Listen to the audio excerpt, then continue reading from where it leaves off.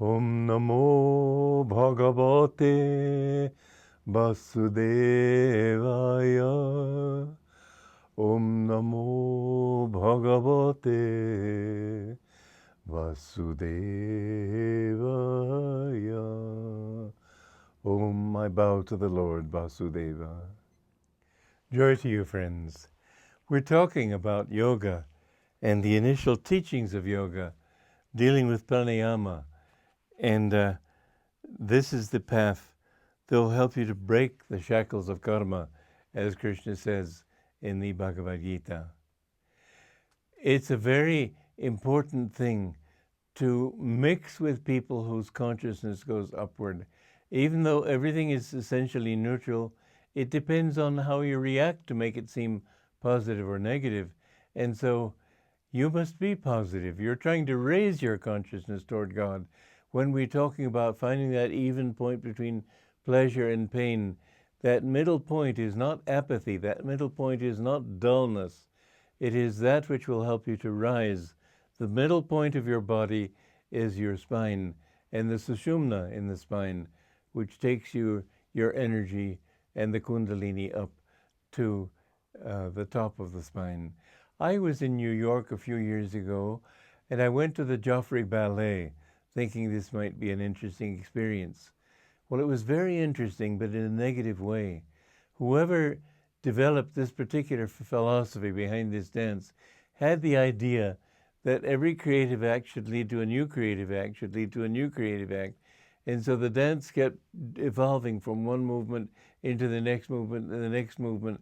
It became intensely dissatisfying for the person, certainly for me, because there's always this wish that when you go one direction, it be balanced by its opposite. And this thought that it has to go back to the opposite, that it's a delusion, is wrong. Even the movements of our bodies, they have to be understood in terms of these truths inside our body. If your dancing is only with the lower spine, that means your energy is in the lower spine. And if your energy is in the lower spine, you will be unhappy. You can't be happy. How many rock musicians have committed suicide because their energy was taken down by that heavy beat? When you see the dancing in Bali, it's more with the arms, and it's beautiful because it's uplifting. And because it's only uplifting in an aesthetic way, it doesn't take you to God. But any movement, and I would love to see us evolve in our community, a kind of dancing that helps to inspire you to upward movement in your consciousness as well as in your body. But it will begin certainly with this understanding that the energy has to be in the upper part of the body. It'll be the arms more than the legs that do the movement. It will be the eyes moving upward, not down. Everything must be understood in relation to its spiritual realities.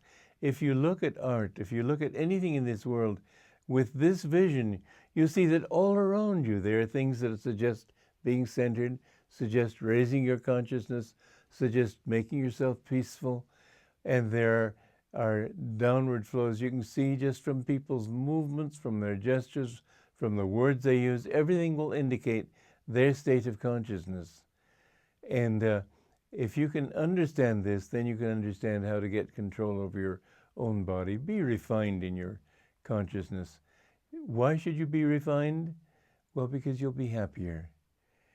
Refinement means getting rid of all the dross, that dross which is only dirt in the mind, and it keeps the mind from being able to think clearly. It keeps the feelings from being able to feel clearly, and you can never succeed in life. Anybody who is a success in life will, to some extent at least, have abided by the principles that I am describing here. And so in yoga, what they try to do is first, either through the inhalation and the exhalation, to get the mind, to get you to understand, this is the secret of Kriya Yoga. You get control over the upward and downward movement in the spine, of energy in the spine. And once you've got control of that movement, even though the control seems to be just physical, or at least just on an energy level, you will find automatically you look at the world and you're not touched by it so much. You see that, oh, this is something inside.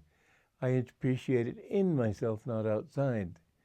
And then what you need to do is bring that energy into the deep spine where the energy is stilled. Now, in Kriya Yoga, what it does is magnetize the spine so intensely that all that energy of the body is drawn into the spine and goes into the lower, through the lower chakra into the sushumna. But in the other kinds of yoga, they try to bring you to that by breathlessness, and that too is good. It's just not as direct. But for example, just watching the breath and letting it gradually calm down. You feel yourself detached from the breath. And as you feel that I'm not breathing, so the breath becomes, well, if somebody's sitting in a restaurant staring at you, don't sort of finally begin to freeze and not want to move. Well, you could say that's the truth with the breath also. You keep watching it and finally it gets embarrassed. And whatever the case, now I'm joking, of course, but whatever the case, the breath becomes calm, and only when there is completely calm breath will you be able to see things clearly. So yoga begins with the breath and with pranayama. Then only when you've really controlled the breath can you practice pratyahara correctly. And pratyahara is the next stage of Patanjali, that you interiorize the consciousness. Mind you, you can interiorize your consciousness with all these levels, but that's the time when you completely concentrate on interiorizing your consciousness. At any time, if you enjoy anything outside, think that you're enjoying it inside. That will be one beginning of the practice of interiorizing your consciousness, of pratyahara. All these stages, they're 8 limbs, and they all have to be active, even up to samadhi. That if you have a completely clear mind, if you can sit still and so on, then you will find that not only is samadhi easier to attain, but if you have the thought of samadhi, even while you're trying to control your body and your actions and your energy, then you'll attain that state much more quickly. So Yogananda told us, my poem Samadhi, it's in Autobiography of a Yogi and also in another book of his, Whispers from Eternity, a beautiful book.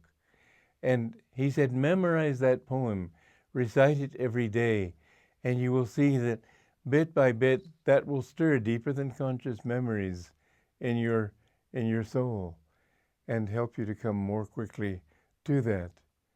So take that poem and take that thought and always affirm in yourself that I am ever perfect. Don't say, well, here I am on phase 3 and don't expect too much of me.